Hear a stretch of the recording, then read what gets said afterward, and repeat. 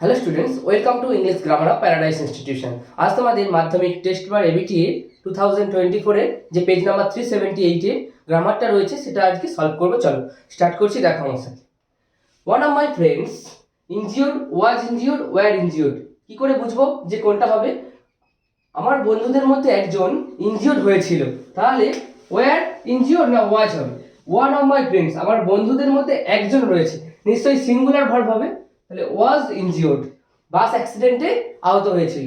I would have helped, কেন help হবে? এটা ফিউচার পারফেক্ট টেন্স, তোমরা বুঝতে পারছো হ্যাভের পরে আমরা ভার্বের থার্ড ফর্ম ব্যবহার করি, তাই তো? তাহলে উড হ্যাভ হেল্পড হিম, আমি তাকে সাহায্য করতে পারতাম।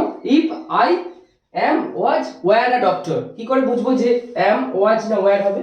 if I were a doctor, এটা অ্যাজাম্পশন, মানে কল্পনা বোঝাচ্ছে। তুমি কল্পনায় যদি কিছু ভেবে থাকো তখন I এর সঙ্গে were হয়। if I were a bird, যদি আমি পাখি হতাম, I will fly away, আমি উড়ে যেতাম, সেজন্য I এর সঙ্গে were বসেছে, বুঝলে? নেক্সট দেখো, ডুয়ার্স ডাইরেক্টে article prepositions. Many people are fond, অনেক মানুষ, ফন্ড মানে কি? প্রিয়, খুব ভালোবাসে। এটা কিসে? ফন্ড অফ মিস্ট্রি, রহস্যকে ভালোবাসে। মিস্ট্রি স্টোরিজ, রহস্যময় গল্পকে অনেকে ভালোবাসে। ফন্ডের পরে তোমরা মনে রাখবে সব সময় অফ হয়, অ্যাপ্রোপ্রিয়েট প্রিপজিশন। নেক্সট দেখো, দে ফাইন্ড, তারা খুঁজে পায়। এক্সট্রা আছে, এটা কি? এটা ভায়েল, তাহলে এটা ভায়েল রয়েছে, তাহলে অ্যান হবে। They find an extra pleasure, তাই তো? এটা ভায়েল তো, তাই জন্য অ্যান এক্সট্রা প্লেজার খুঁজে পায় ইন ট্রাইং টু সলভ, এটাকে সলভ করতে বা সমাধান করার চেষ্টা করতে। দ্য মিস্ট্রি, এই রহস্যটা, অ্যালং উইথ ইনভেস্টিগেটর, ইনভেস্টিগেটরের সঙ্গে, বুঝলে? নেক্সট দেখো, she said to her mother please help me, এটা কি সেন্টেন্স তোমরা নিশ্চয়ই বুঝতে পারছো, এটা হচ্ছে ইম্পারেটিভ সেন্টেন্স। ইম্পারেটিভ সেন্টেন্স থাকলে এখানে কি হবে? সেড টু থাকলে প্লিজ আছে, তাহলে রিকোয়েস্টেড হবে। She requested, she requested her mother, তারপরে আমরা কি করে যুক্ত করব ইম্পারেটিভ সেন্টেন্সটাকে? টু দিয়ে, তাই তো? প্লিজ আর লিখবো না, কারণ আমি সেড টুর জায়গায় রিকোয়েস্টেড করেছি, প্লিজ আছে বলে, তাহলে টু, টু দিয়ে ইম্পারেটিভ সেন্টেন্স যোগ হয় ইনডাইরেক্টে। মি কাকে বোঝাচ্ছে? নিশ্চয়ই সি কে, আর সি তো লিখবো না, সি তো subject pronoun, object pronoun, to help her,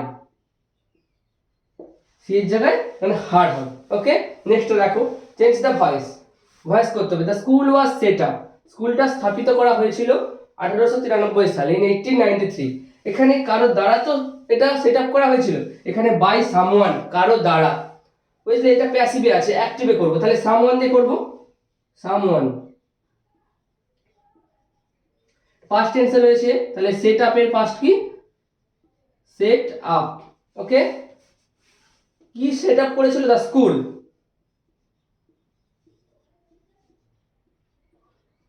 in 1893। এই সামওয়ানটা মানে কোনখান থেকে আনলাম বুঝতে পারলে? এটা প্যাসিভে রয়েছে, স্কুলটা সেট আপ করবে কে? বাই সামওয়ান, বুঝলে? নেক্সট দেখো, the people were too stunned to speak in the beginning, এটা বলেছে ইউজিং সো দ্যাট, এটা আমরা আগেও করেছি। দেখো, আমরা জানি টু এর জায়গায় সো বসাবো। The people war so stand, তারপরে আমরা কি করব? দ্যাট, তাই তো? দ্যাট দ্য পিপল রয়েছে, তাহলে দে করব, দে কুড নট, এটা পাস্ট টেন্সে রয়েছে তাই কুড নট করলাম। এটা ওয়্যার রয়েছে তাই কুড নট। এটা যদি আর থাকতো বা ইজ থাকতো তখন আমরা ক্যান নট করতাম। They could not speak in the beginning.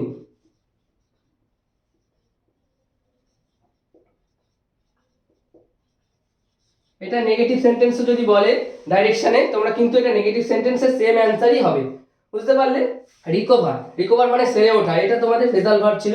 Recover মানে সেরে ওঠা, সেরে ওঠা কোনটা হবে? কাম রাউন্ড, এটা প্রেজেন্টে রয়েছে, তাহলে কাম রাউন্ড। তোমরা বইয়ে দেখবে উইল রিকভার রয়েছে, উইলের পরে ভার্বের ফার্স্ট ফর্ম বসে, প্রেজেন্ট ফর্মটা, সেজন্য কাম রাউন্ড।